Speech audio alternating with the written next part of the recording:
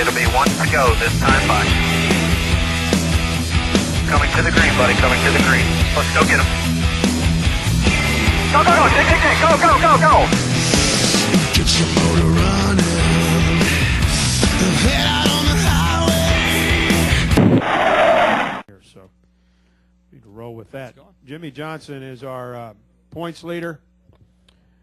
He's our two-time defending champion in the NASCAR Sprint Cup Series. He drives the number 48 Lowe's Chevrolet and had very good success here at Martinsville Speedway.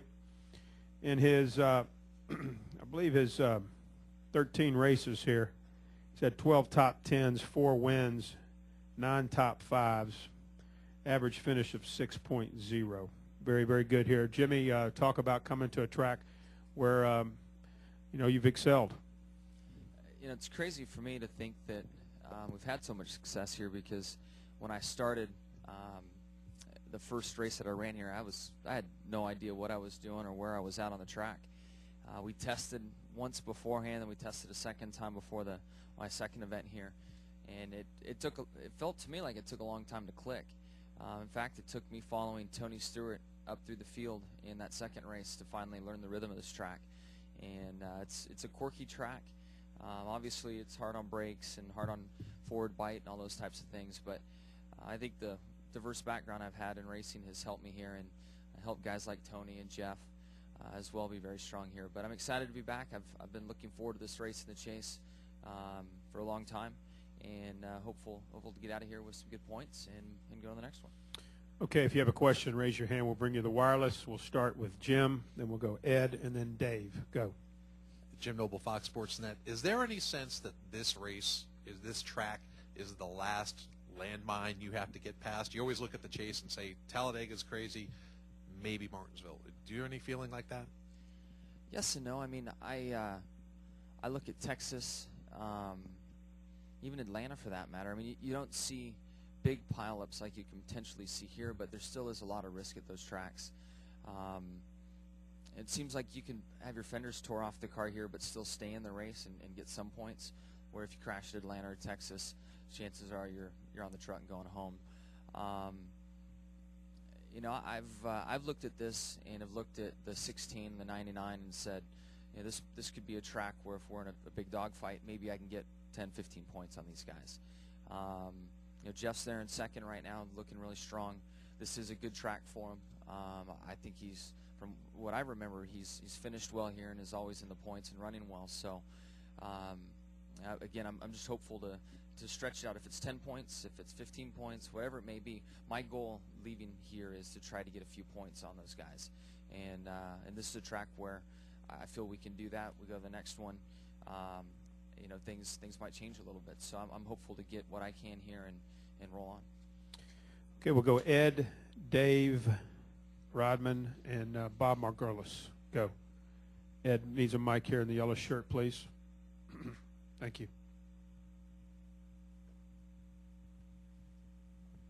Ed Hinton, ESPN.com. Jimmie, could you talk a little bit about NASCAR in the midst of a chase and all these big fancy new tracks and all coming back to its deepest roots at this place? Does it need places like this? And also, could you kind of take us on a lap of this place to explain why it's so maddening or tiring? Yeah, I think the chase needs to represent what the season's about. So I feel this track does need to be on the schedule, or a short track like this. I personally think this one, because I'm terrible at Bristol and would hate to see Bristol in the chase. So I feel good about it. I think that, you know, our champion needs to represent what the season's about, and this track is about really a lot about our sport, and we race here in the spring as well. So I think it's a good track for the championship battle. A lap around here, and you're just trying to figure out where your car has grip and try to take advantage of those areas. Sometimes you have a car that's very good up off the corner, so you change your line a little bit and make sure you can make the straightaways as long as possible to really use the throttle application. Other times the setup doesn't work and you're really strong on the brakes, so you'll try to shift that arc a little bit. Instead of making it this is the center of the corner, instead of making it this way for the exit, you kind of shift it the other way around and try to roll around the corner as far as you can, and then use as little throttle and make sure you're straight as possible up off. And that's where in the race the track changes a lot, and you'll see the rubber start laying down, and you have to make those adjustments. You have to have different lines, different arcs, grip level changes, so you're just constantly shifting that around, and that's where I really feel like I come into my own here, is when we get 20, 30 laps on a run, and you've really got to move that stuff around. But most guys know you need to be smart on the brakes, so you charge a corner. I use the rev chip a lot to set the rhythm for me, so I'll hit the chip, fair amount of brake, and then as I get close to the curbing, you kind of get off the brake and let it roll, and there's a point where you feel the car hitch, and once it hitches and you can kind of see the exit, you start searching for the throttle, and it's amazing how little throttle can really upset the car here. So a very delicate right foot is important to get around here as well. Okay, we'll go with Dave, Bob, Reed. Did you have a question? Okay, we'll go Dave, Bob, Reed. Go. Yeah, Dave Rodman, NASCAR.com.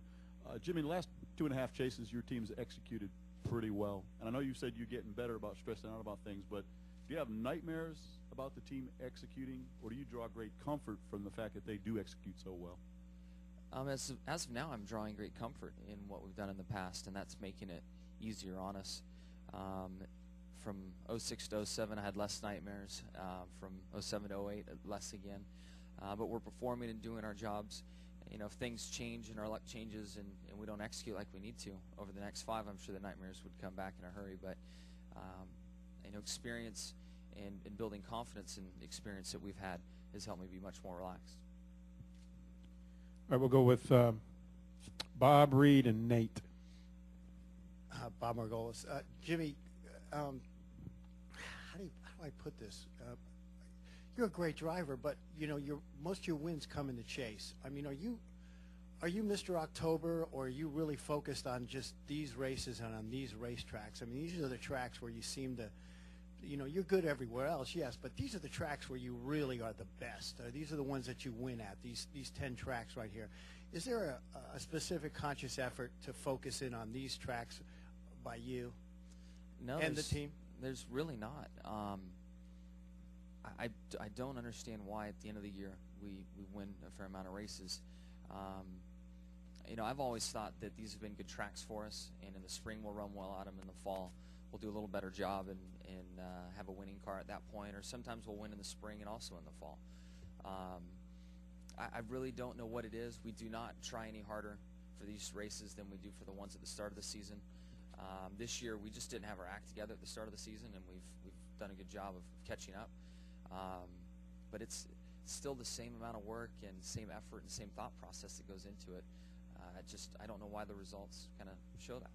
I mean, do you think you'd be just as good if the first 10 races were the chase races? I mean, that puts 2 restrictor plate tracks, that puts Bristol in it. I mean, that changes the outlook, because this is half of them are 1.5 mile tracks, and Yeah. you think that's the advantage. Yeah, you bring up a good point. I mean, the chase fits me well, the tracks that are in it. If we had Bristol, if we had Sonoma, if we had some of these other tracks, I mean, even Indy, even though we've won there twice, it's been a victory or a wreck. So it would change that a lot. And ideally, you know, any driver would love to sit down and mark out their best 10 races. And I'm very fortunate in the chase that the ones that are in the final 10, you know, I'd probably choose 7 or 8 of them if I had my wish list of tracks to pick. Yeah. We'll go Reed, Nate, and Jeff Gluck. Reed Spencer with Sporting News. Jimmie, if qualifying gets rained out today, it'll be the 9th time this year and the 3rd time in the chase. If you weren't sitting first in points, would you consider that getting not only the pole but the first choice of pit box to be too big an advantage for the guy who's leading the points at this point? No, truthfully, and I think you'll find this opinion through the garage area, you've earned that right to be there. It's granted today's effort was rained out or could be rained out, but what you've done all season long and in the chase, you've earned that right. So this track is one of the tracks where that #1 pit stall gives you a big advantage. So you know, if it happens, great. If not, you know, we've worked real hard on this setup, and I feel that we're going to be a threat regardless. But at the end of the day, I don't care. I'll take it however I get it. If it's because of rain, if we go out and do it on our own, that first pit stall, everybody will forget about it about 2 stops in, and it's just about the race and who's where on pit road, and it'd be a big advantage.